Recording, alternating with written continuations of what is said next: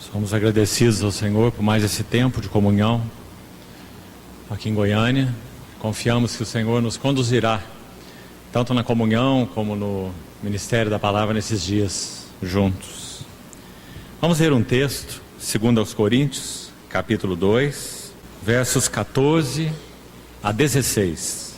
Graças, porém, a Deus, que em Cristo sempre nos conduz em triunfo e por meio de nós manifesta em todo lugar a fragrância do seu conhecimento, porque nós somos para com Deus o bom perfume de Cristo, tanto nos que são salvos como nos que se perdem.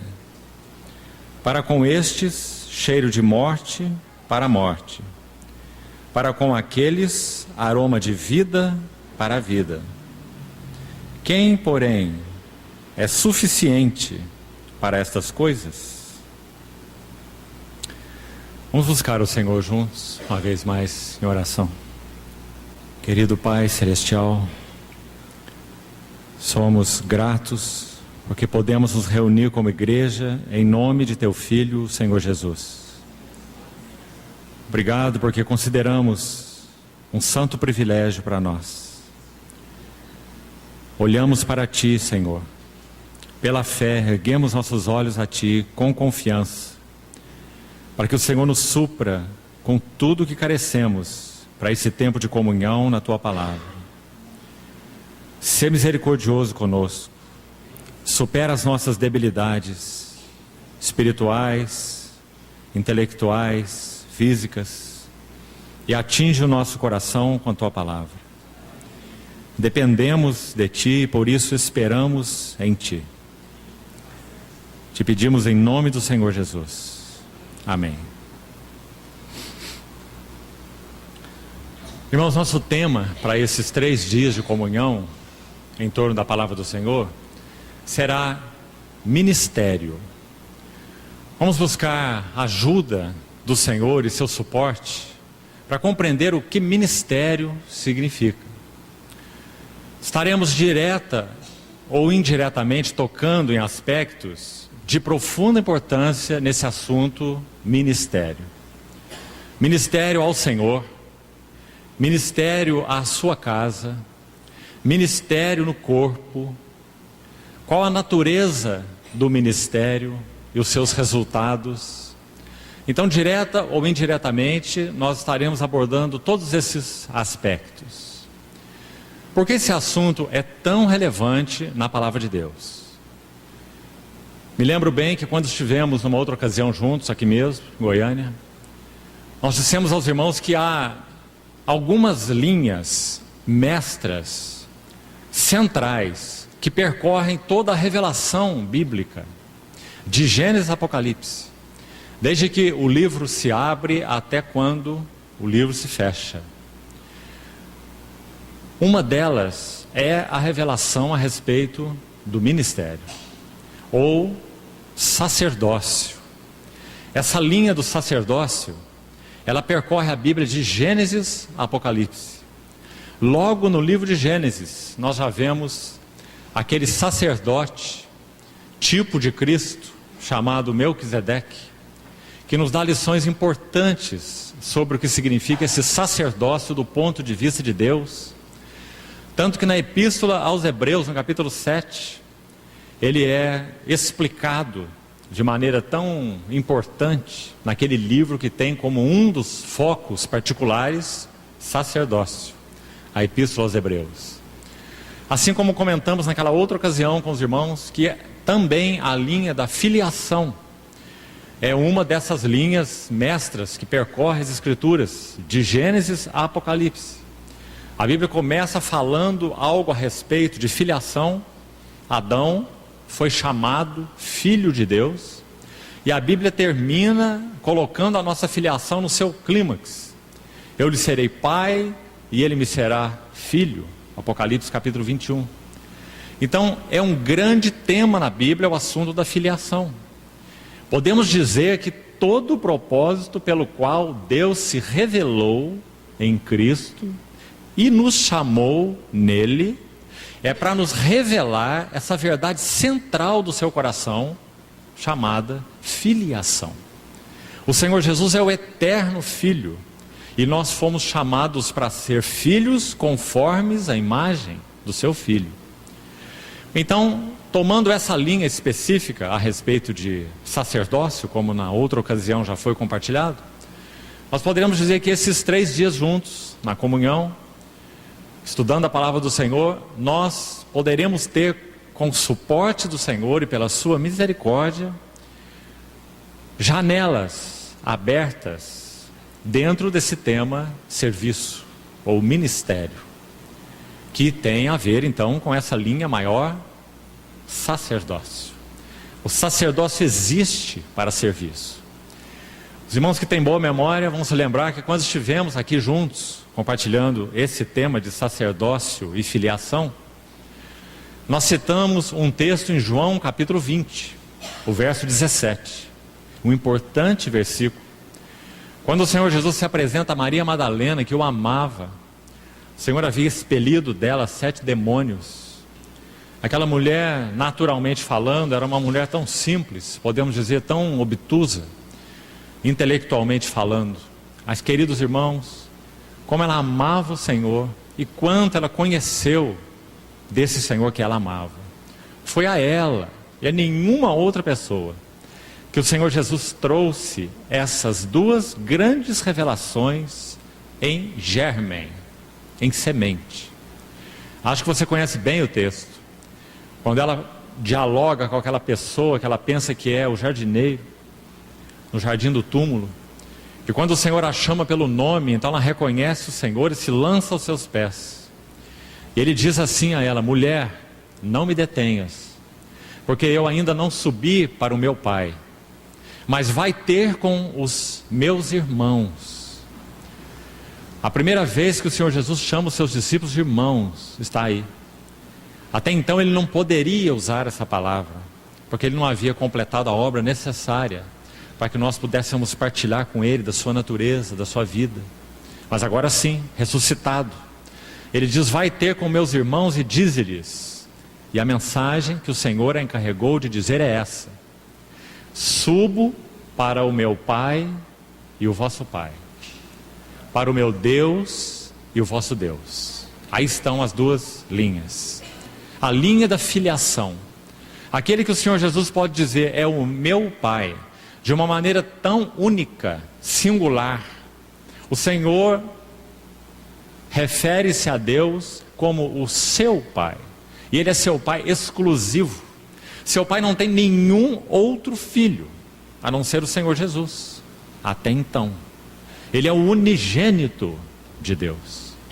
Mas agora Ele tem uma mensagem, através dessa porta-voz bendita, abençoada, Maria Madalena: vai ter com meus irmãos e dize-lhes: subo para meu Pai e o vosso Pai. Que bênção essa expressão, vosso Pai. E ele continua: para o meu Deus e para o vosso Deus. E essa é a linha do sacerdócio. Quando você estuda a Epístola aos Efésios, você vai ver que diversas vezes ali Deus é referido como sendo o Deus e Pai. Não é tão comum Paulo apresentá-lo assim, embora ele o faça na introdução de outras epístolas, mas ele enfatiza essa descrição só aos Efésios, diversas vezes. Podemos dizer que o Deus revelado na Epístola aos Efésios é o Deus e Pai do nosso Senhor Jesus Cristo.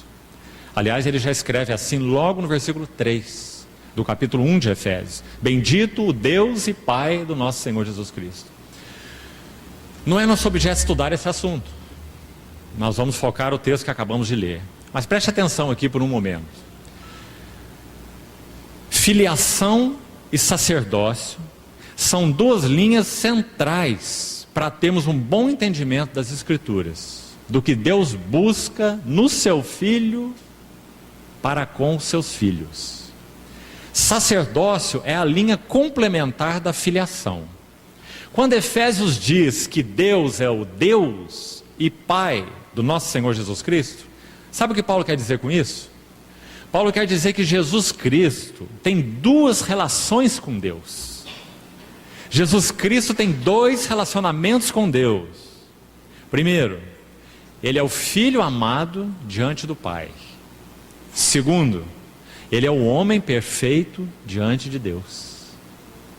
Quando nós estudamos os 4 evangelhos com clareza, amados irmãos, essas duas verdades brilham como pedras preciosas. Jesus Cristo é o Filho amado diante do Pai. Mas graças a Deus, Jesus Cristo também é o homem perfeito diante de Deus. Por isso a linha da filiação, porque Ele serve a Deus como filho. E por isso a linha do sacerdote, do sacerdócio. Porque Ele é o sacerdote que é filho. Você quer ver algo mais sobre isso, para que você fique totalmente claro? Numa das abordagens pelas quais podemos estudar a rica epístola aos Hebreus, nós podemos, dentro dessa abordagem, destacar o capítulo 5 de Hebreus, os versos 5 e 6, como sendo centrais para o entendimento da epístola, dentro de uma das suas abordagens, dos seus ângulos de estudo, já que é uma epístola muito rica e pode ser estudada por mais de um ângulo. Se nós estudarmos a epístola por um dos seus ângulos, este ângulo da filiação e do sacerdócio, sabe o que você vai ler em Hebreus 5, versículos 5 e 6? Tu és meu filho, eu hoje te gerei.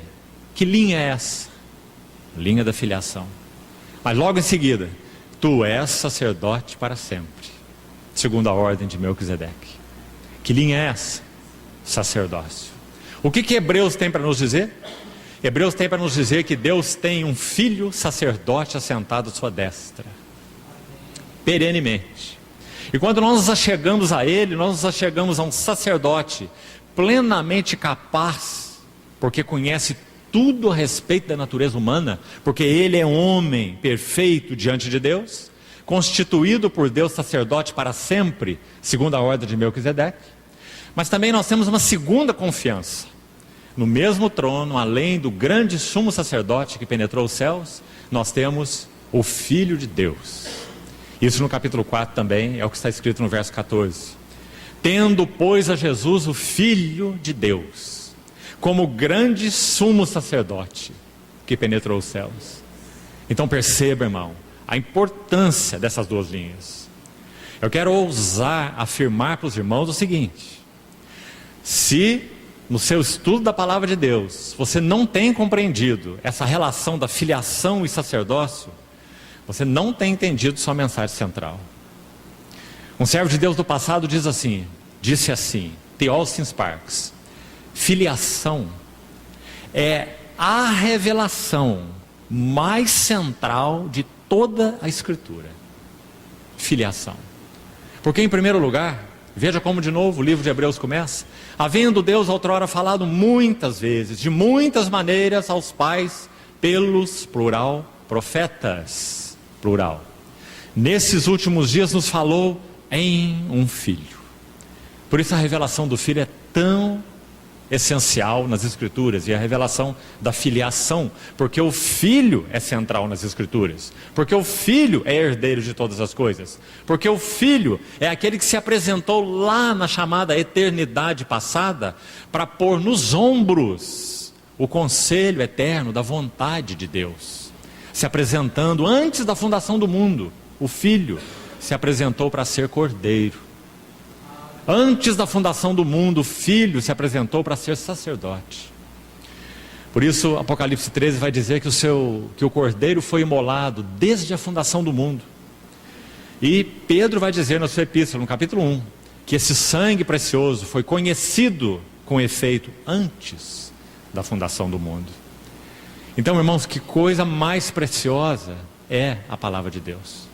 Como o Senhor pode tomar autores tão distintos, vivendo em períodos tão distintos?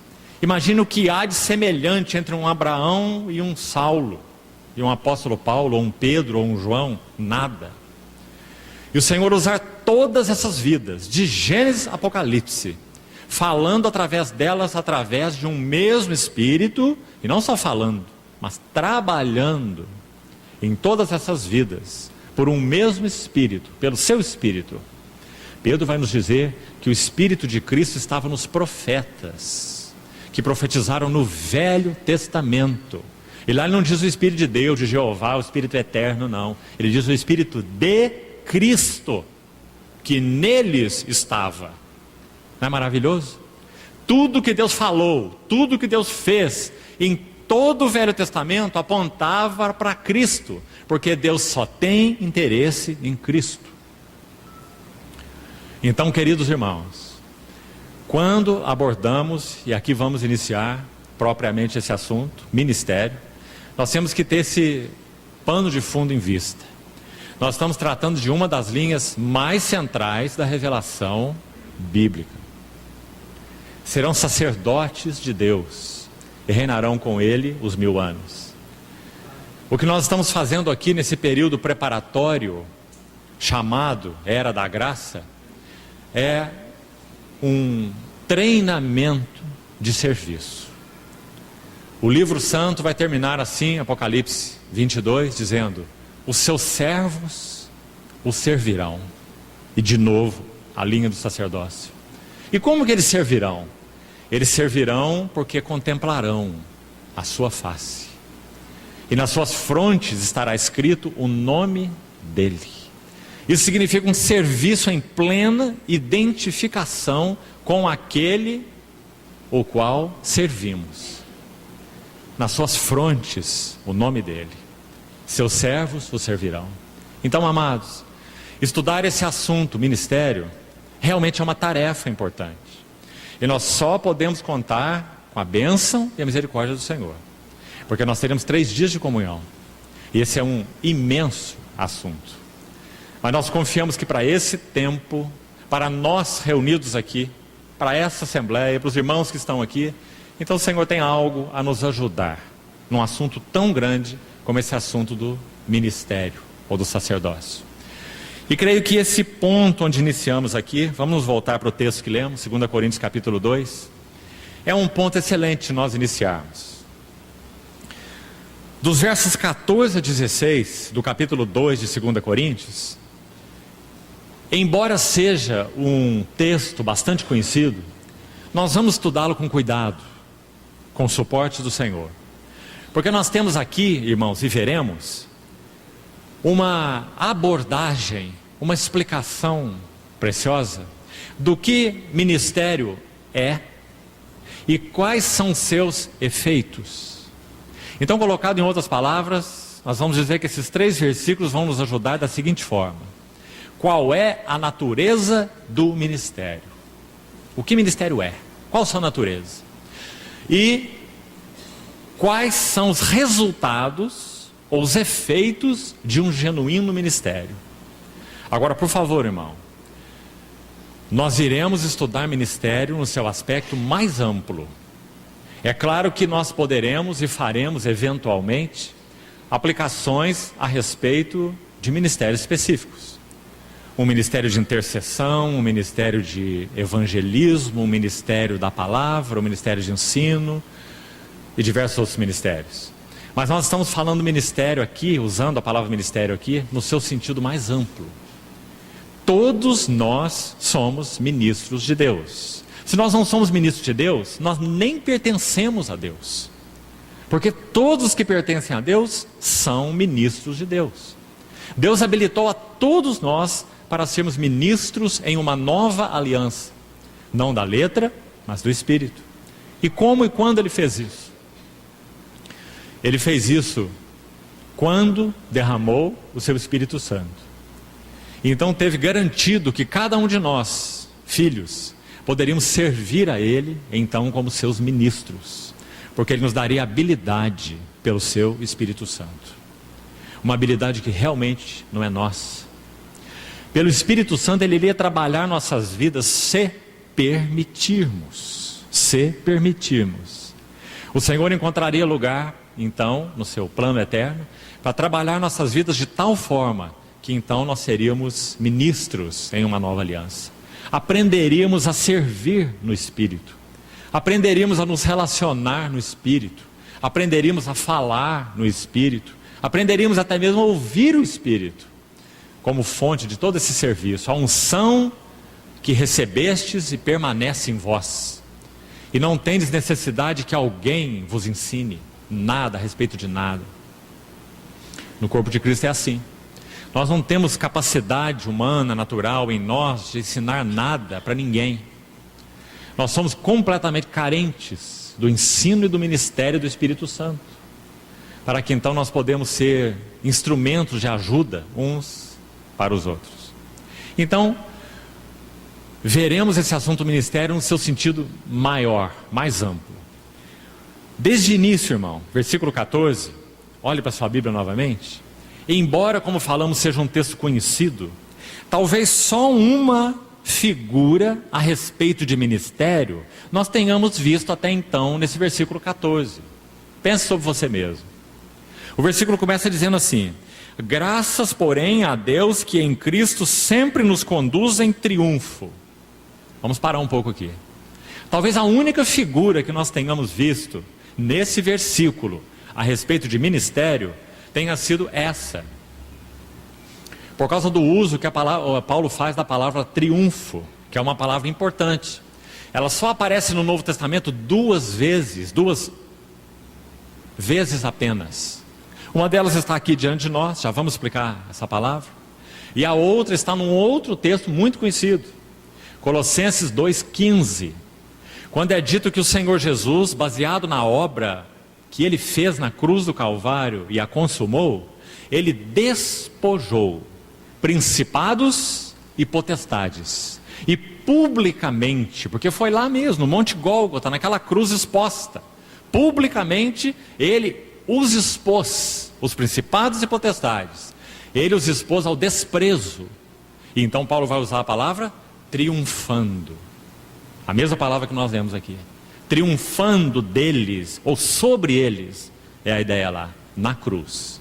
Então são somente essas duas menções para a palavra triunfo. E os irmãos vejam que são dois textos muito conhecidos.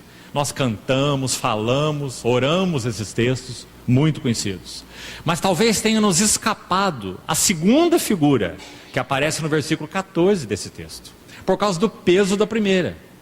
A primeira ofusca a segunda, mas não é conveniente que seja assim, porque no verso seguinte, no verso 15, e como complemento o verso 16, Paulo enfatiza, é a segunda figura, não é a primeira. E sabe qual é a segunda figura? Vamos colocar de modo bem didático, para que fique claro. Primeira figura, Paulo se vê no séquito dos triunfos de Cristo. Paulo se vê então como um prisioneiro de Cristo Jesus. Essa é a primeira figura.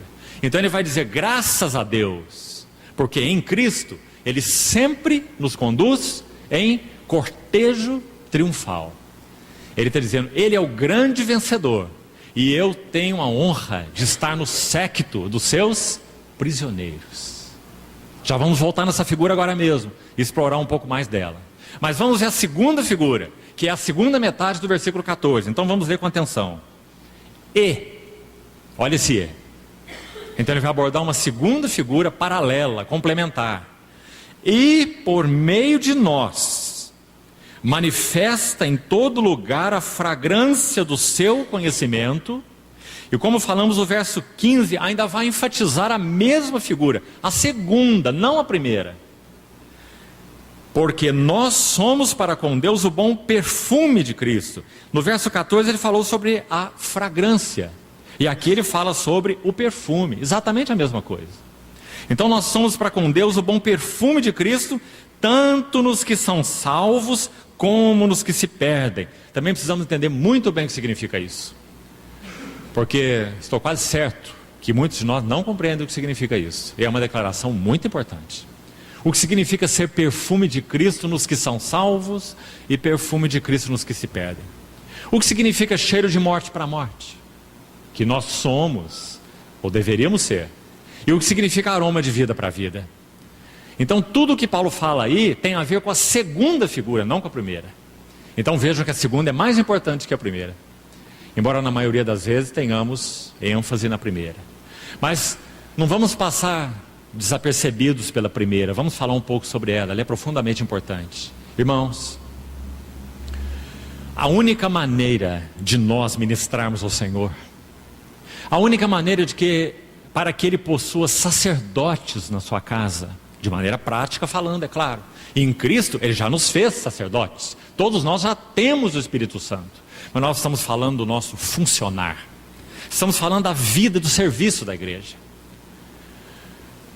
A única maneira real de termos essa vida e serviço da igreja é se formos prisioneiros de Cristo Jesus. Sabe uma das coisas mais centrais que provoca maior dano na vida, no viver e nos relacionamentos da igreja? É que cada um de nós não se vê como um prisioneiro de Cristo Jesus. E quando nós não somos prisioneiros de Cristo Jesus, sabe de quem nós somos prisioneiros? De nós mesmos. Estritamente falando, nós só temos dois senhores possíveis. Um é o eu, o outro é Cristo. Não vivo eu, mas Cristo vive em mim. Quando Paulo escreve a sua epístola aos Efésios, ele inicia o capítulo 3 e ele inicia o capítulo 4, se os irmãos já perceberam, da mesma maneira. Paulo, o prisioneiro de Cristo Jesus. E depois ele inicia o capítulo 4, rogo-vos, pois eu, Paulo, o prisioneiro no Senhor. Que linda essas duas expressões, irmão. Até onde, queridos irmãos e irmãs, nós temos compreendido o significado de sermos prisioneiros do Senhor. Não porque a Bíblia diz, mas porque vivemos essa realidade prática em nossas vidas. O último conflito a ser vencido para que nós sejamos prisioneiros de Cristo Jesus é o conflito da vontade. Enquanto nossa vontade não chegar a uma rendição completa aos pés do Senhor, nós não somos prisioneiros de Cristo Jesus. Nós viveremos a vida cristã em espasmos. Sabe como é viver em espasmos? Sabe aquelas pessoas que não sabem nadar, aprenderam a nadar no rio? Aquele nado que muitos chamam de nado cachorrinho. Você já ouviu falar desse nado? É um nado especial, não tem na Olimpíada. Só tem aí para alguns. Então essas pessoas pulam no rio e vão nadar, dessa maneira que aprenderam. E elas nadam em espasmos. Elas não sabem nadar aquele nado constante. Elas nadam como um cachorrinho. Elas dão um golpe na água, com a mão e com o pé, e o corpo anda um pouco. Então elas dão outro golpe, e o corpo anda mais um pouco. E mais outro golpe, igual um cachorrinho nadando. Parece que alguns de nós vivem a vida cristã assim, de golpe em golpe, de impulso em impulso. E nós vamos vivendo vidas espasmódicas. Enquanto nós estamos no auge do impulso, nós estamos tão bem. Os irmãos são tão maravilhosos. O Senhor tem falado tanto aos nossos corações. Mas, porque não aprendemos o que significa ser prisioneiro de Cristo, então os espasmos vão passando. E por muitos motivos. O primeiro deles é que nós somos tão cativos de nós mesmos. Cativos de nossos sentimentos. Cativos de nossas simpatias e antipatias. Gostos e desgostos. E vivemos nesse nível. Então nós não conseguimos avançar em um viver e um serviço realmente espiritual. Nosso serviço é carnal, embora habitados pelo Espírito Santo. Eu não vos pude falar como espirituais, Paulo falou para os Coríntios, mas como a carnais, como a crianças em Cristo. Então por isso leite vos dei a beber. Não vos dei alimento sólido, porque não podia suportar. Ele iria matar os coríntios se chegasse lá a carta para os Efésios. Os irmãos já pensaram nisso? Os irmãos de Corinto abrindo a carta errada, abrindo a carta dos Efésios, eles iam ter um infarto. Porque o que Paulo colocou naquela carta era para os Efésios, não era para os coríntios. Muita revelação, muito peso, muita densidade, uma espada aguda, profunda. Então, assim somos nós, vivendo de espasmo em espasmo, porque não compreendemos o significado de ser prisioneiros de Cristo. Mas então o que é ser prisioneiro de Cristo? Irmão, entre o capítulo 3 e 4 de Efésios, quando já falamos, Paulo começa com a mesma frase, prisioneiro de Cristo. O que ele descreve no capítulo 4, ele tentou fazer no capítulo 3. Ele fez o que poderíamos chamar de uma digressão. Ele terminou o capítulo 2, o 1 e o 2 de Efésios, são os capítulos que abrem a revelação do mistério de Deus. Tudo está ali, no capítulo 1 e 2, no que concerne a revelação. E no capítulo 4, 5 e 6, o que concerne a prática. Então, quando ele termina esse capítulo 2, depois de ter falado tudo o que ele falou, ele inicia o capítulo 3 assim: eu, Paulo, o prisioneiro de Cristo, põe uma vírgula e pega um atalho. Se é que já tendes ouvido da dispensação de Deus a mim confiada, porque segundo uma revelação me foi dado conhecer o mistério, que há pouco escrevi resumidamente. Você viu? Ele tomou um atalho. E graças a Deus por esse atalho. É um atalho que o Espírito conduziu.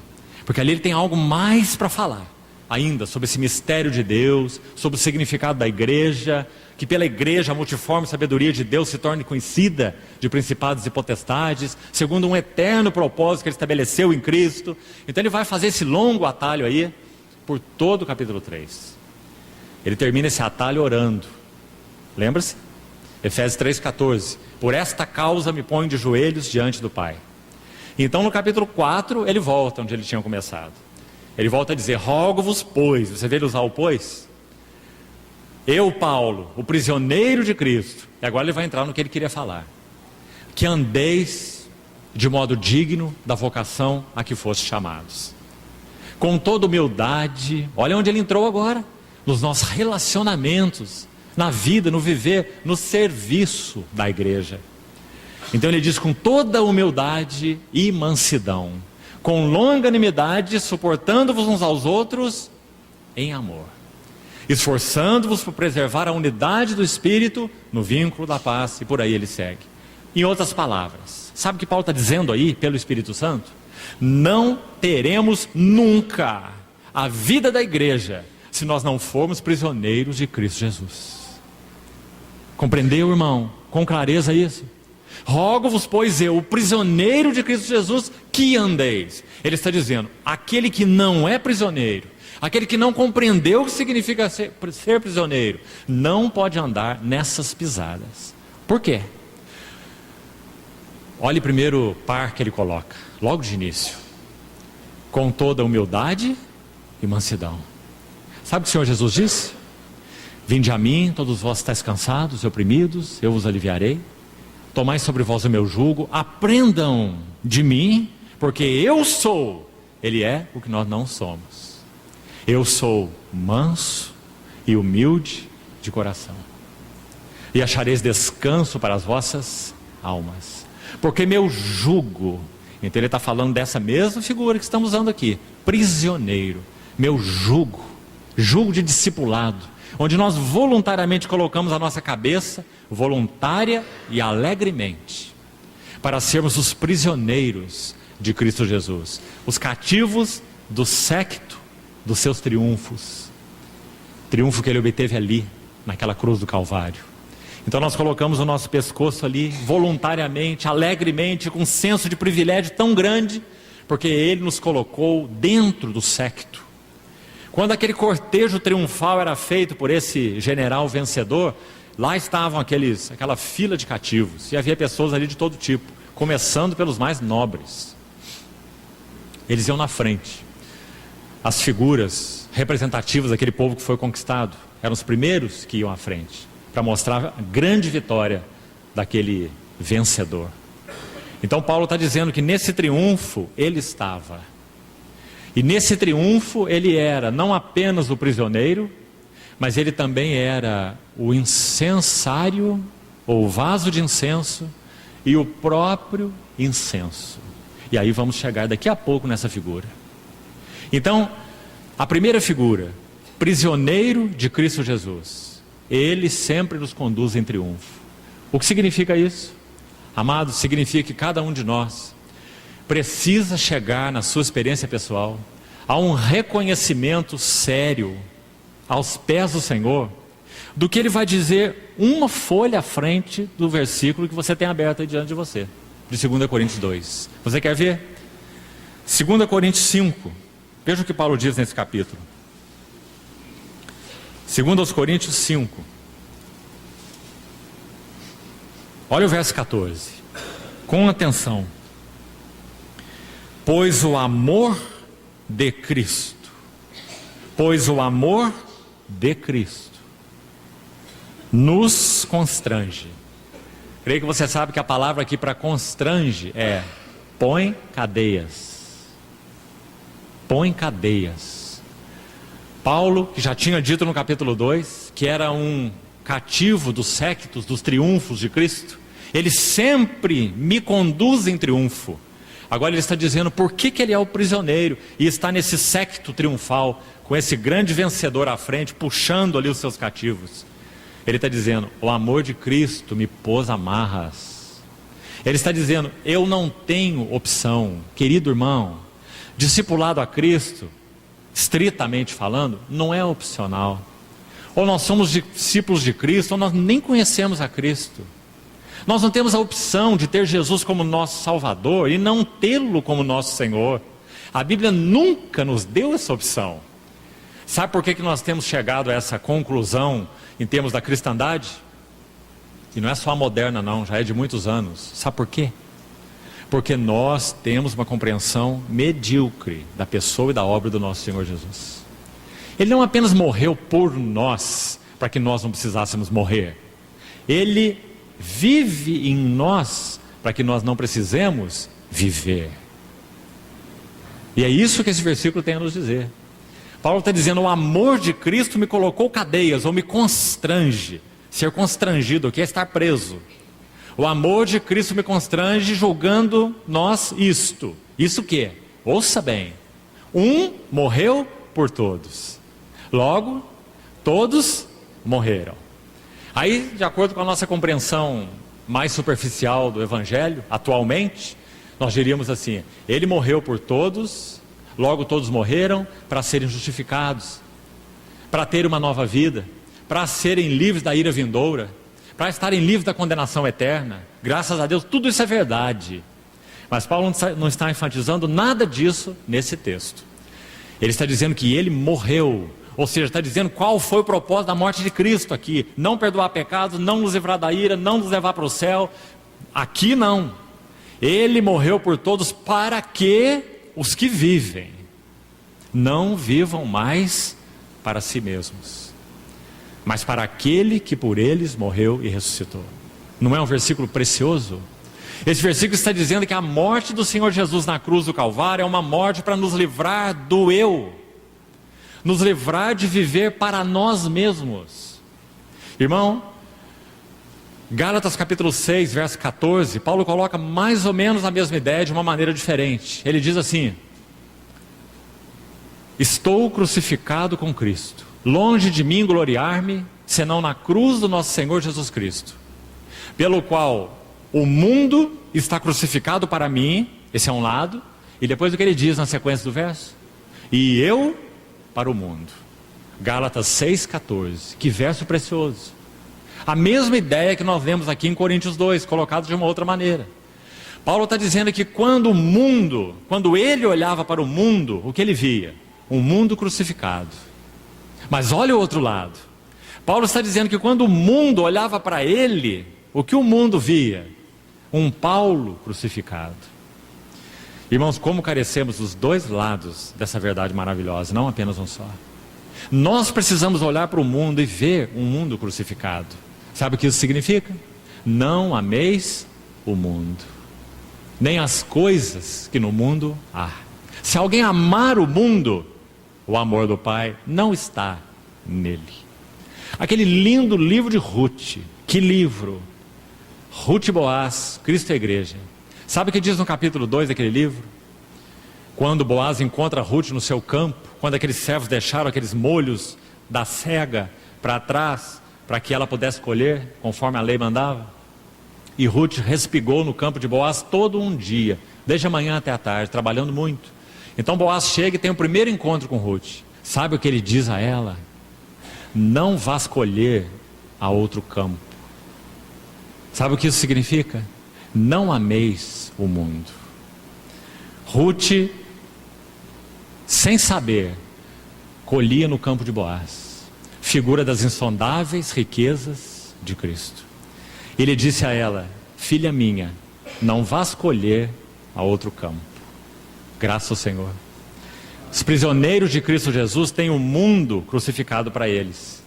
Vivemos no mundo, mas não somos do mundo. Vivemos no mundo, mas nossos prazeres não estão nele. Irmãos, essa é a primeira grande necessidade para que experimentemos o que significa ser prisioneiro de Cristo Jesus. Agora Paulo coloca um outro aspecto também. Ele diz que quando o mundo olhava para ele, o mundo via um Paulo crucificado. Porque ele diz, eu estou crucificado para o mundo. E aí, irmãos, conseguimos, com essa expressão, entender um pouquinho do que Paulo quis dizer para Timóteo. Paulo já velho, experimentado no Senhor, tendo experimentado o trabalho de Cristo na vida dele de uma forma tão profunda, tão intensa, um homem maduro em Deus. Timóteo, um jovem, também amava o Senhor, dedicado ao Senhor, amava a palavra do Senhor, amava a igreja, esse Timóteo. Mas Paulo teve que dizer para ele ainda assim, não te envergonhes do testemunho do nosso Senhor, nem do seu encarcerado que sou eu. Sabe o que Paulo quis dizer para Timóteo? Timóteo, esteja claro na tua mente, que quando o mundo olhar para você, ele vai ver, e precisa ver, um Timóteo crucificado. Você conhece um pouco da história de Agostinho? Agostinho de Hipona, do século IV? Ele era um homem devasso, até que o Senhor o alcançou, vivendo uma vida profundamente devassa, se envolvendo inclusive em uma vida de fornicação em todos os níveis. Quando ele creu, alguém o conheceu na rua, já convertido, e chamou pelo seu nome, ele não atendia. Certamente ele conheceu aquela voz, e ele continuou andando no seu caminho, aquela pessoa continuava chamando pelo seu nome, ele não atendeu, aquela pessoa foi atrás dele e tocou nele, como que dizendo, você não está reconhecendo quem está falando com você? Então ele disse assim, o Agostinho que você conheceu está morto. Estou crucificado com Cristo. Logo já não sou eu quem vive, mas Cristo vive em mim. Irmãos, essa é uma marca maravilhosa, profunda dos prisioneiros de Cristo Jesus. E que bênção, amados irmãos, isso significar para nós, não perda, mas ganho. As palavras de Paulo em Filipenses 3, é que ele considera tudo como perda, por causa da sublimidade do conhecimento de Cristo Jesus, meu Senhor. Por amor do qual, veja essa expressão, o amor de Cristo nos constrange, por amor do qual eu perdi todas as coisas. Ah, então houve perda. Mas como Paulo olhava para essa perda? Eu a considero como um refúgio, que significa um lixo inútil, para ganhar mais de Cristo e ser achado nele, e para o conhecer. Expressão importante no capítulo 3 de Filipenses, porque ela também é chave no texto que nós estamos lendo em 2 Coríntios 2. Quando Paulo vai dizer que essa fragrância que exala de nós, é a fragrância do conhecimento de Cristo. Então em Filipenses ele fala, para o conhecer, e o poder da sua ressurreição e a comunhão dos seus sofrimentos. Então, irmãos, vamos passar aqui já para essa segunda marca, a segunda figura, mas vamos manter bem vívida em nós a primeira figura. O que significa ser prisioneiro de Cristo Jesus? Você sabe que isso é retratado na palavra de Deus de maneiras muito maravilhosas. Uma das mais lindas é Êxodo capítulo 21, quando aquele escravo serve o seu senhor por 6 anos, ele foi comprado, ele pertence ao seu senhor, ele não tem salário, ele é um escravo, mas segundo a lei, para que houvesse uma igualdade maior entre o povo, o Senhor estabeleceu aquela lei do 7º ano, quando o servo deveria receber a carta de alforria, de libertação, mas desde que ele quisesse. Se ele não quisesse, ele tinha uma opção. Bendito seja o Senhor, ele tinha essa opção. E isso fala do nosso cativeiro por amor, em realidade espiritual, ao nosso Senhor Jesus Cristo. Ele deveria então, esse servo, chegar diante do seu Senhor, você se lembra? E ele precisava dar um testemunho diante de juízes naquela cidade. E o testemunho que ele iria dar era muito específico. A primeira coisa que ele teria que dizer para todos testemunharem é: eu amo meu Senhor. Eu amo meu Senhor. Então ele acrescentava: e a minha esposa, e os meus filhos. Olha essa ordem, que maravilha, irmão. O Senhor é quem coloca eixo, significado, harmonia em toda a nossa vida relacional. Sem Ele, tudo é vaidade. Eu amo meu Senhor e minha esposa e meus filhos. Então ele dizia, eu não quero conflito da vontade, como falávamos no início. A última fortaleza a ser vencida é a vontade. Se nós não rendermos nossa vontade, nós nunca seremos discípulos consistentes de Cristo. Eu não quero sair livre, ele diria. E aqui terminou seu testemunho, era só isso. Então ele era levado na porta da casa do seu Senhor e sua orelha era furada. Davi vai explorar essa figura linda no Salmo 40. Veja, Êxodo 21, Salmo 40, Hebreus 10. Sabe o que acontece nesses três textos? Êxodo 21, o servo da orelha furada, o escravo. Salmo 40, Davi, que era um rei, não um escravo, e que não tinha aqui naturalmente falando nenhuma orelha furada, mas que conheceu a realidade espiritual dela, da qual aquela figura, Êxodo 21, é apenas uma figura. Então Davi vai escrever o Salmo 40 e vai dizer assim, sacrifícios e ofertas não quiseste, do contrário eu te daria. Ele era rei, ele poderia oferecer milhares e milhares de animais ao mesmo tempo. Sacrifícios e ofertas não quisestes. Então ele complementa, minhas orelhas furaste. Ou, conforme diz algumas versões, abriste os meus ouvidos. A expressão literal é, minhas orelhas furaste. Qual era a prova na vida de Davi que ele tinha orelha furada? Continue lendo, Salmo 40, de 6 a 8. Aqui estou, no rolo do livro está escrito a meu respeito, para fazer, ó Deus, a tua vontade. Tua vontade. Na vida de Davi, o conflito da vontade foi bem resolvido. À medida que o Senhor trabalhou e trabalhou na vida de Davi, Davi aprendeu e rendeu sua vontade ao Senhor. Quando seu filho amado, Absalão, usurpou o trono, Davi não fez nada corretamente, porque o trono não era um assunto dele. Ele não pleiteou o trono. Ele estava lá tranquilo com as suas ovelhas, até que veio alguém com chifre de azeite e derramou na sua cabeça. Não é? Então o Senhor começou a executar o seu plano na vida de Davi. Então ele sabia que esse pastor de ovelhas não tinha que pleitear trono algum. Ele estava ao contrário, com muita piedade do seu filho Absalão, porque ele sabia a besteira que Absalão tinha feito. Absalão havia tocado no trono, e trono é uma questão de governo. Absalão tocou no governo de Deus. Absalão tocou na autoridade de Deus. E Davi sabia que Absalão estava com problemas. Se você conhece a história bem, é isso que você vai ver. Quando a história começa a ser revertida, Absalão vai para o trono, começa a reinar, mas a história vai ser revertida, porque no coração de Deus está Davi e não Absalão. Então quando o Senhor começa a estender o seu dedo para que Davi retorne ao trono, Davi pede algo para os seus serviçais: preservem a vida de Absalão. Mas você sabe que Absalão não foi preservado, foi morto. E lá estava o seu pai chorando sobre ele. Absalão, Absalão, Absalão, meu filho. Minhas orelhas furaste. A vontade é a última fortaleza a ser vencida. Antes de entrarmos na segunda figura, precisamos ainda hoje abordar um pouco dela. Já vamos a ela. Mas irmão, pense algo mais.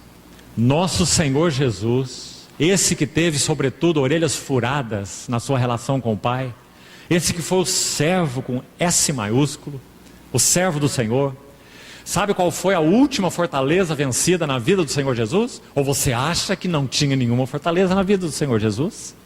Sim. O Senhor Jesus era homem, e como homem ele tinha pensamento humano, e todos os seus pensamentos precisavam ser submissos aos pensamentos de Deus. O Senhor Jesus era homem e tinha sentimentos humanos.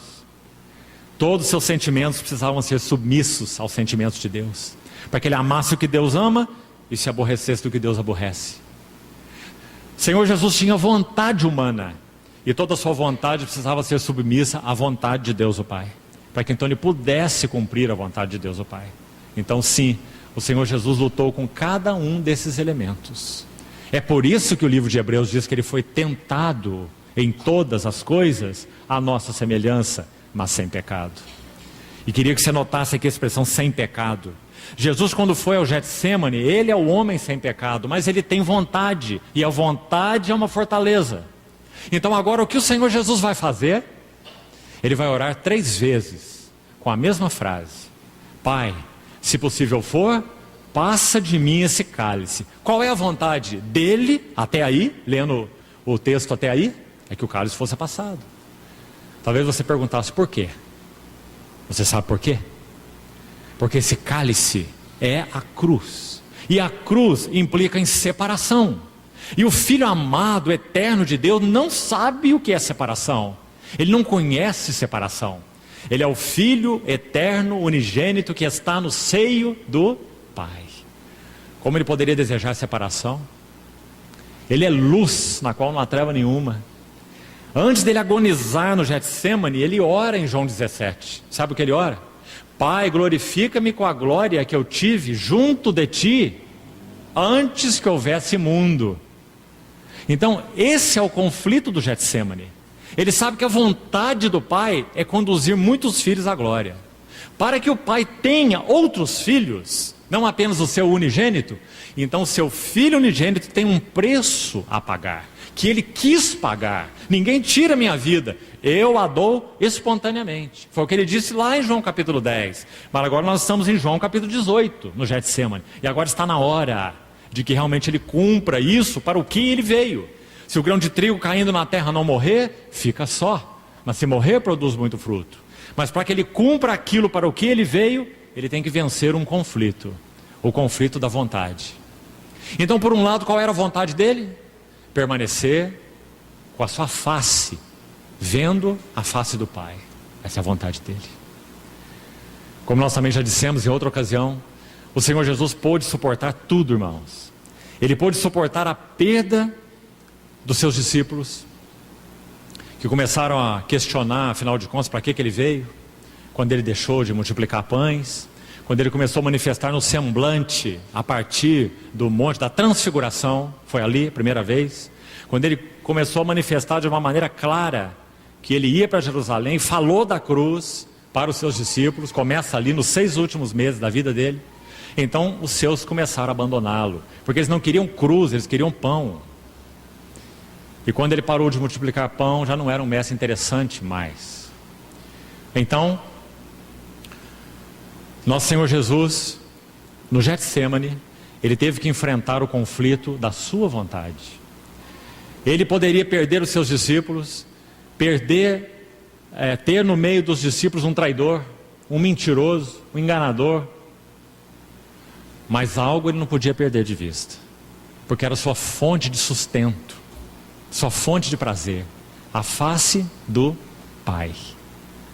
Face do Pai é a fonte de prazer do Senhor Jesus. Agora o Senhor Jesus tem aqui um outro aspecto que governa a sua vida humana, é a vontade do Pai. Preste atenção nisso mais uma vez. A face do Pai e a vontade do Pai sempre caminharam juntas na vida de Jesus. Quando que ele deixou de ver a face do Pai? Nunca. Quando que ele deixou de fazer a vontade do Pai? Nunca. Mas as duas andavam juntas, estavam em harmonia. Isso trazia para ele toda a harmonia e beleza de sua vida humana. Mas agora, irmãos, ele está no Getsêmani. E o que ele compreende no Getsêmani, e por isso ele sua gotas como de sangue, por isso ele não diz apenas que a sua alma está angustiada, preste atenção, ele diz que a sua alma está profundamente angustiada, suando gotas como de sangue, irmãos. Isso fala de algo fisiologicamente horrível, terrível, à beira de uma síncope. Por quê?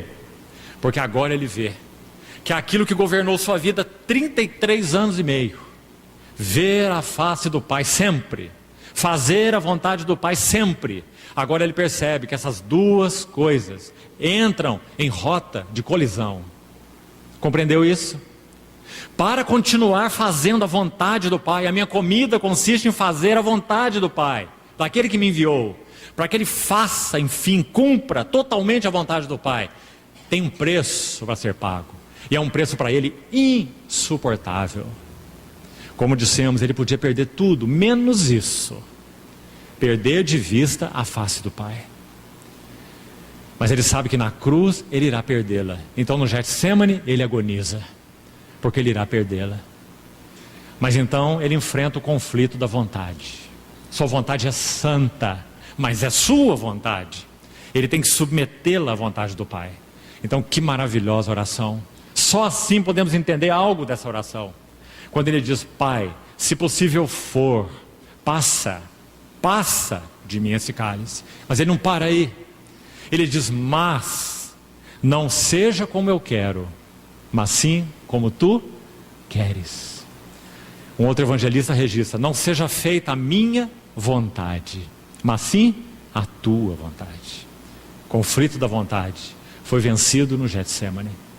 Então o Senhor Jesus pôde servir fielmente a Deus o Pai até o fim. Então poucas horas mais ele vai à cruz. E o que vai acontecer na cruz? Aquilo pelo que ele agonizou no Getsemane. Na cruz ele terá que dizer, na hora sexta, ao meio-dia: Deus meu, por que me abandonaste? Irmãos, só há duas maneiras de dizermos porquê na Bíblia. Uma certa e uma errada. Nós podemos dizer porquê para Deus. Nós podemos dizer porquê para Deus de uma maneira certa e de uma errada. E só há duas maneiras. Nós podemos dizer porquê para Deus, perguntar porquê para Deus com os punhos cerrados, ou perguntar porquê para Deus com as mãos abertas. O Senhor Jesus na cruz perguntou porquê ao Pai com as mãos abertas. Ele não estava em conflito com o Pai. Ele não estava indagando o Pai.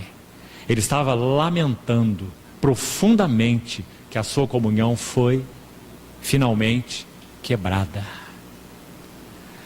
Os profetas dizem que o Senhor Jesus nunca gritou e levantou sua voz nas praças. E quando ele viveu sua vida humana, ele cumpriu essa profecia. Mas sabe o que os evangelistas falam sobre a cruz? Que quando ele estava na cruz e essa hora chegou, ele gritou em alta voz. Não nas praças, mas sim na cruz: Deus meu, por que me desamparaste? Sabe o que os evangelistas têm mais para nos dizer?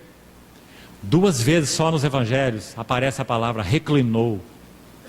Enquanto ele viveu sua vida humana e ministrou o Senhor como servo do Senhor, cativo do Senhor, o prisioneiro do Pai, o servo de orelhas furadas, ele não tinha onde reclinar sua cabeça, porque ele rendeu sua vontade.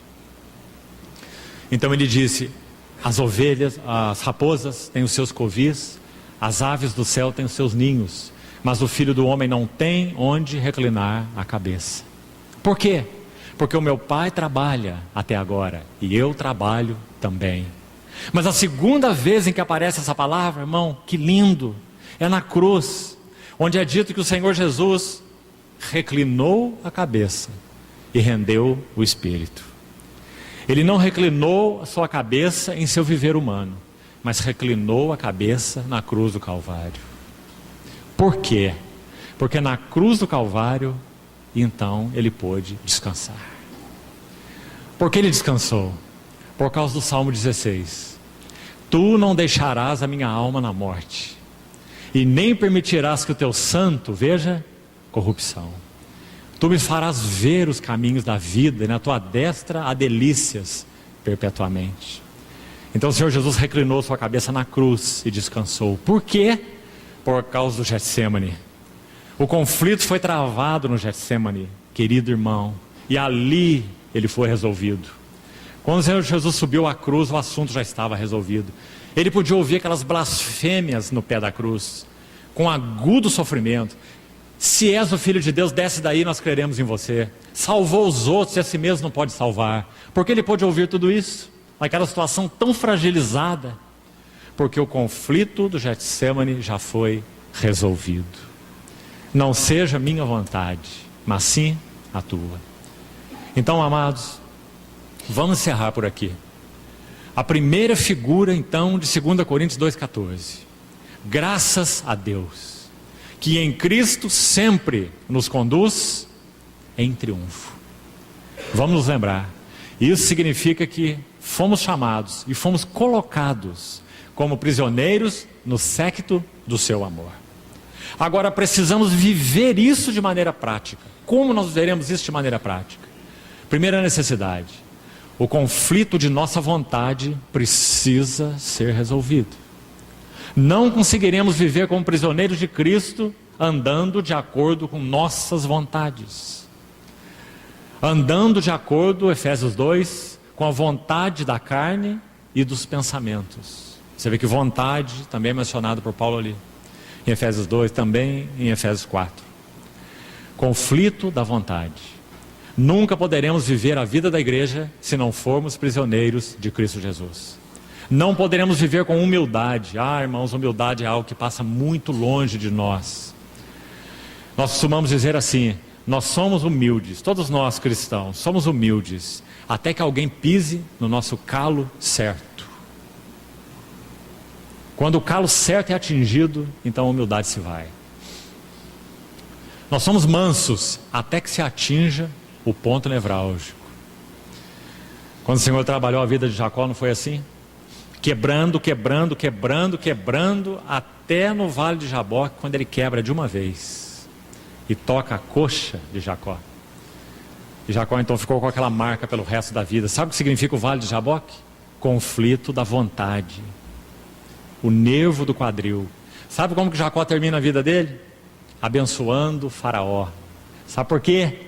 Porque aos olhos de Deus, Jacó, ou Israel, era o maior homem sobre a face da terra, naquele tempo, e não Faraó.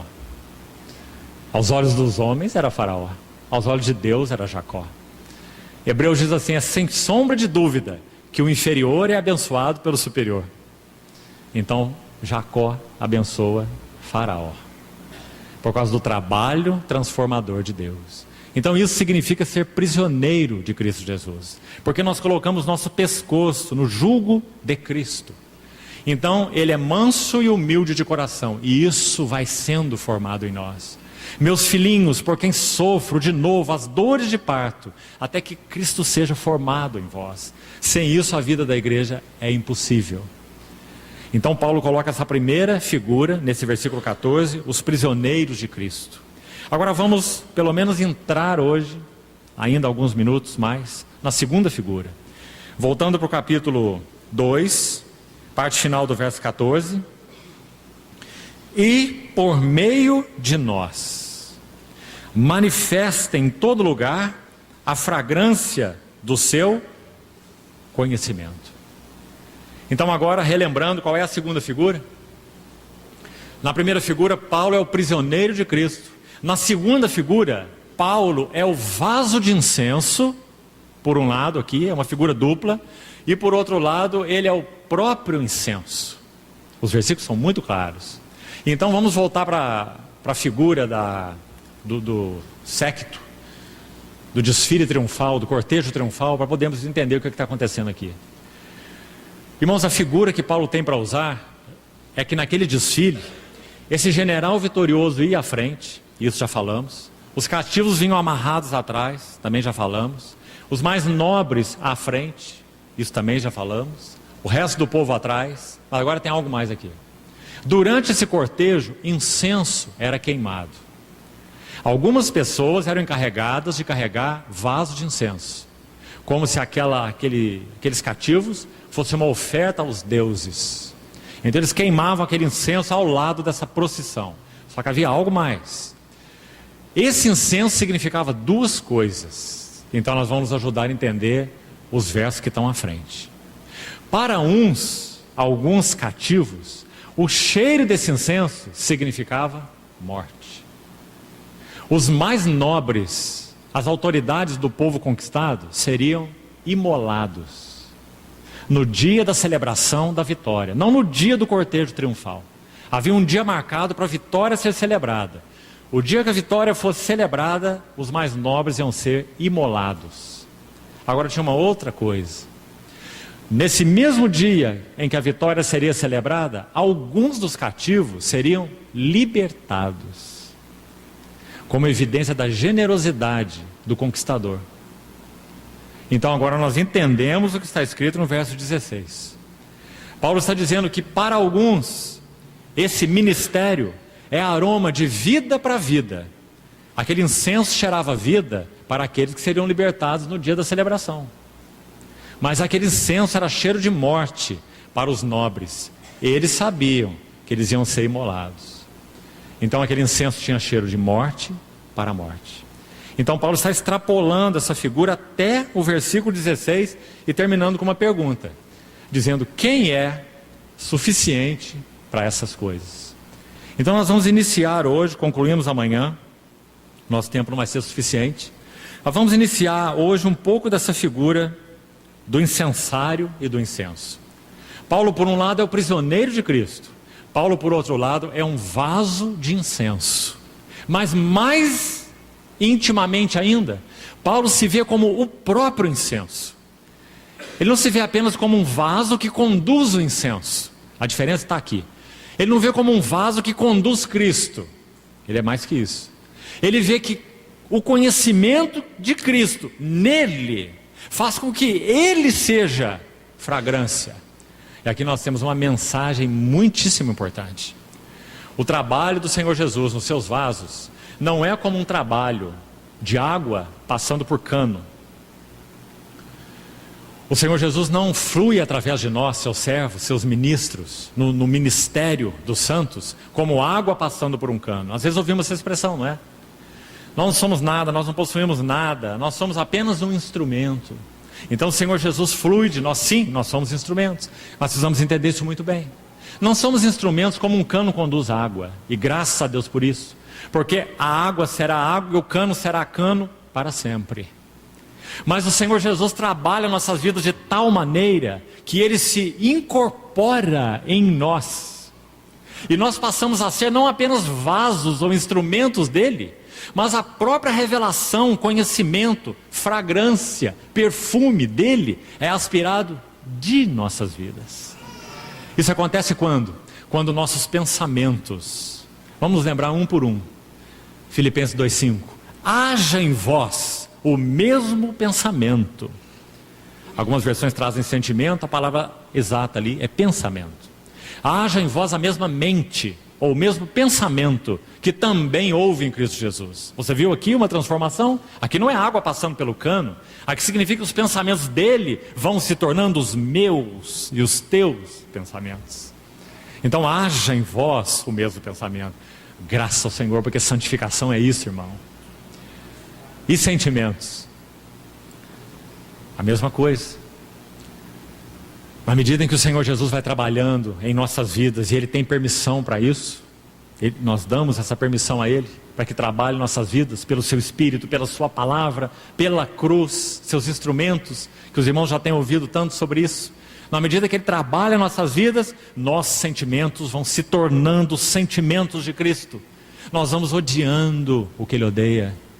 Nós vamos amando o que Ele ama. Nós vamos nos aborrecendo do que aborrece a Ele. Nós vamos nos irando com aquilo que o ira. O mandamento de Efésios é positivo, dizendo assim: irai-vos. Você já percebeu? Não é uma concessão. Alguns entendem assim quando leem aquele versículo, como se Paulo tivesse assim: olha, vocês podem até ficar nervosos, podem até se irar, mas toma cuidado, não pequem. Nada disso que o versículo está dizendo. É uma ordenança positiva, dizendo: irai-vos. Irai-vos contra o quê? Contra tudo aquilo que ofende o nosso Senhor. Nosso Senhor Jesus se irou quando Ele fez o seu chicote de cordas, entrou no templo, virou as mesas e expulsou os cambistas. Essa é a ira de Deus. E isso não foi contra o seu amor. Sua ira zelosa não confronta o seu amor. Ele é tão amoroso quanto zeloso. Então Paulo diz: irai-vos. Mas como essa ira santa está em vasos ainda não plenamente transformados, então Efésios vai nos dizer: e não pequeis. Guarde para que essa sua ira seja uma ira santa, uma ira segundo Deus. Não deixa que essa ira se contamine, que ela comece como algo santo e termine em algo carnal. Comece como algo santo e tenha tentáculos carnais. Então, sentimentos. Sentimentos de Cristo se tornando nossos sentimentos. E graças a Deus, vontade, a mesma coisa. Romanos 12, por exemplo, vai dizer assim, que na medida em que somos transformados, de novo a palavra aí, transformados pela renovação da nossa mente, nós poderemos experimentar qual seja a boa, agradável e perfeita vontade de Deus. E lá diz para que experimenteis. Então algo tem que ser feito dentro de nós, para que se torne experiência. Não é um conhecimento intelectual da vontade de Deus, é experimentar a vontade de Deus. Pedro também fala sobre ela. Uma palavra interessante, bonita, irmão, quando ele diz assim, 1 Pedro capítulo 2, quando ele fala sobre tomar, beber o genuíno leite espiritual, para que por ele vos seja dado crescimento para a salvação. Aí ele diz assim, se é que já tendes a experiência de que o Senhor é bondoso. A palavra que Pedro usou ali é a palavra para degustar. Pedro está dizendo, vocês têm degustado? Vocês têm provado que o Senhor é bondoso?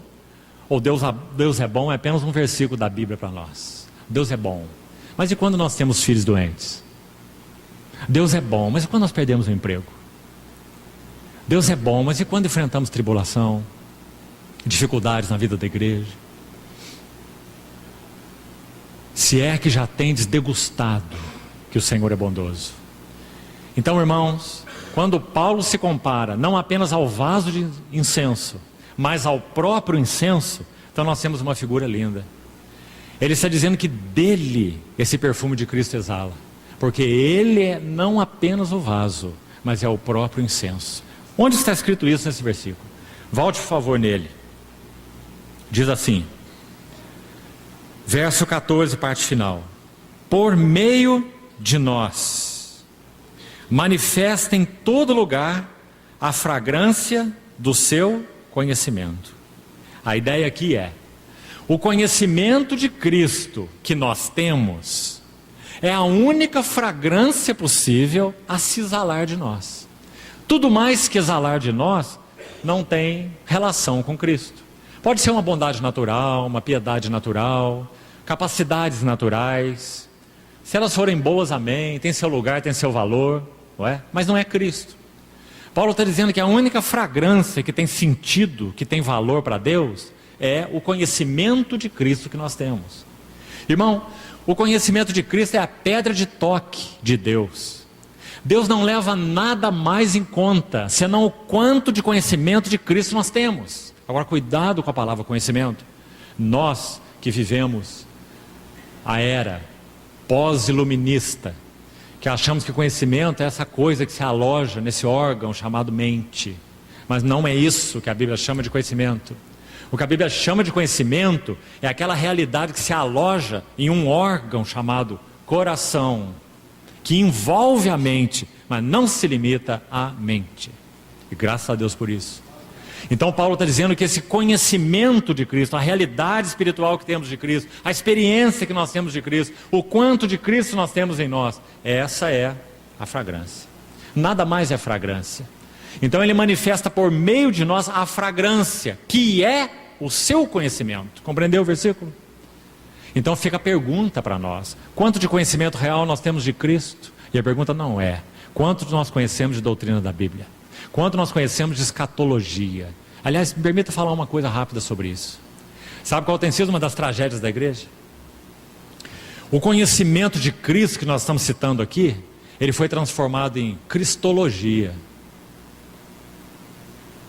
A verdade sublime que envolve afeição, amor, anseio do nosso coração, chamado a segunda vinda do nosso amado Senhor, foi transformado, sabe no quê?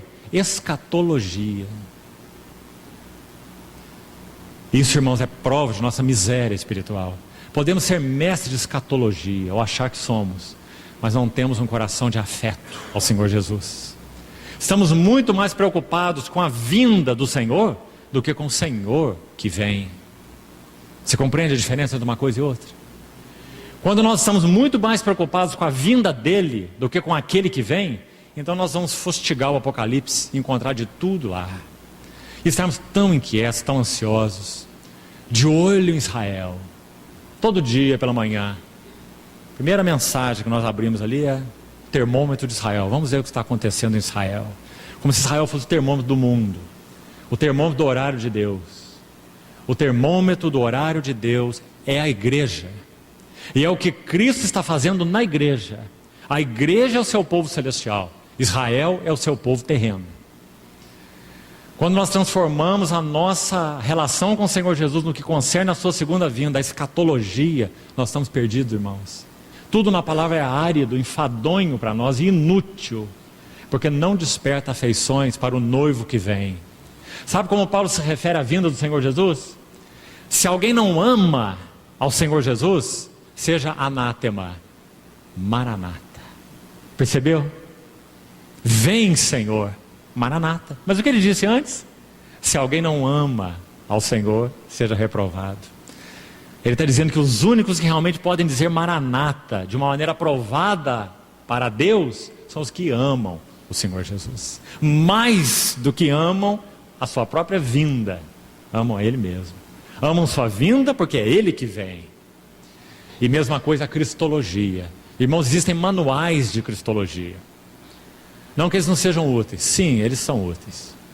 Mas, irmãos, os manuais de cristologia em si mesmo, sim, eles podem nos afastar de Cristo. Porque eles vão tentar nos mostrar um Cristo técnico, a cristologia, os aspectos da pessoa e da obra de Cristo. Temos que ser tão cuidadosos. O que Paulo está falando aqui no versículo 2 é o conhecimento de Cristo, não é cristologia.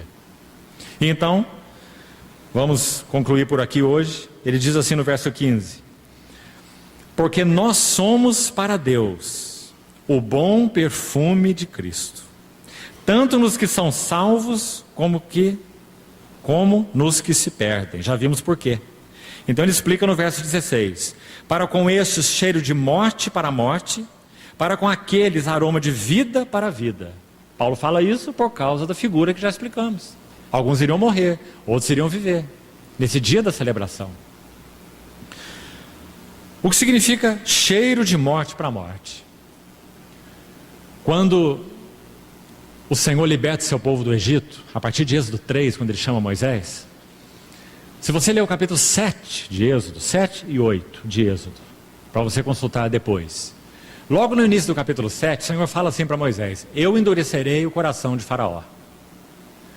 Talvez isso te ajude a entender essa expressão aqui, preste atenção. Eu endurecerei o coração de Faraó. Sabe o que alguns dizem quando leem esse versículo? Simplesmente, apressadamente, eles dizem assim: então Faraó só pode manifestar um coração endurecido, porque o Senhor disse que endureceria o coração de Faraó.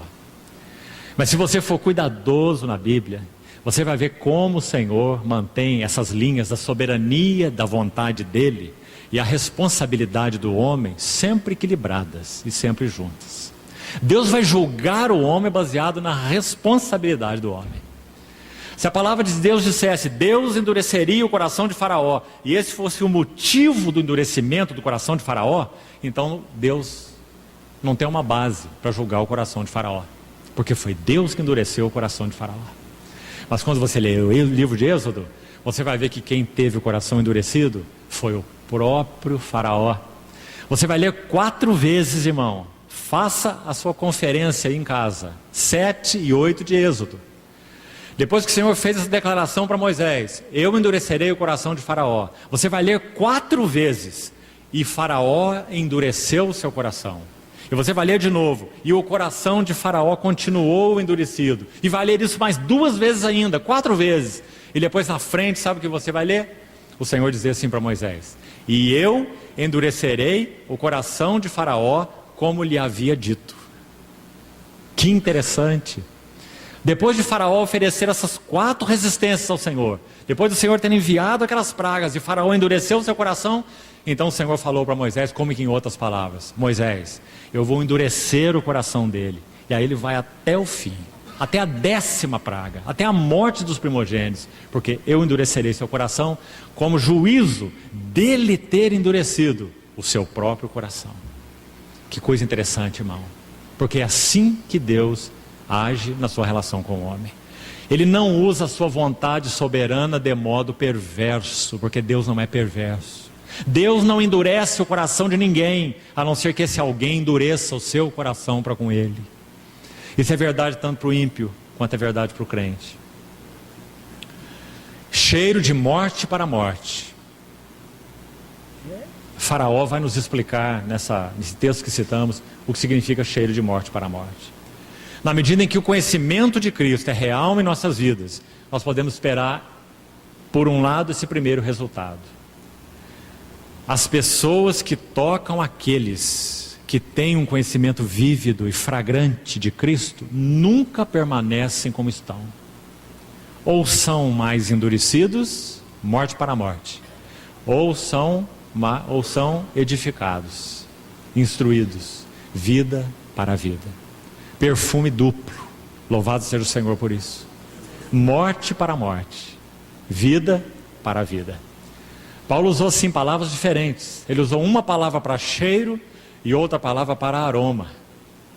Assim como no nosso português são diferentes. Cheiro de morte para a morte, mas aroma de vida para a vida. Então ele vai terminar com essa pergunta: quem é suficiente para essas coisas? A palavra aí, irmãos, tem a ideia de ser qualificado. Que pergunta essa, nessa altura do texto, não é? Quem é suficiente para essas coisas? Se entendemos bem os 3 versículos que acabamos de compartilhar, então nós podíamos colocar essa pergunta de outras maneiras. Nós podíamos colocar essa pergunta assim: quem de nós tem conhecimento de Cristo já suficiente para promover esses 2 resultados? Quem de nós tem conhecimento de Cristo para ser cheiro de morte para a morte? Quem de nós tem conhecimento de Cristo para ser aroma de vida para a vida? Quem tem conhecimento de Cristo para trazer juízo para outros? Revelação da mente de Deus em reprovação para alguns, e revelação da mente de Deus em edificação para outros. Reprovação, cheiro de morte para a morte. Edificação, cheiro, aroma de vida para a vida. Quem é suficiente? Interessante que, como a Bíblia não está dividida no seu texto original, nem em capítulos e nem em versículos, então tudo isso aí está em um contexto só. Então, se você continuar lendo o capítulo 2 e vai entrar pelo capítulo 3, você vai ver a mesma palavra ali, tem a mesma raiz, é a mesma palavra na língua original, apenas ela está colocada em uma outra forma. A palavra suficiência está ali no capítulo 3, verso 5. Não que nós por nós mesmos sejamos capazes de pensar alguma coisa como se partisse de nós. Essa fragrância parte de nós. Essa fragrância está essencialmente falando em nós. Ele diz não. Verso 5. A nossa suficiência vem de Deus. Que nos, verso 6 do capítulo 3, que nos habilitou. Aí você vai ver de novo a mesma palavra para suficientes. É a mesma palavra numa outra apresentação. Mesma raiz, a mesma palavra. Então, quem, porém, é suficiente para essas coisas? Paulo pergunta, no capítulo 2. Como ele responde? Logo à frente, no capítulo 3, verso 5. A nossa suficiência vem de Deus. O que mais? Ele nos fez suficientes. Como falamos, é a mesma palavra, que aí é traduzida para habilitou. Para sermos ministros. Olha o ministério aí. Para sermos ministros de uma nova aliança.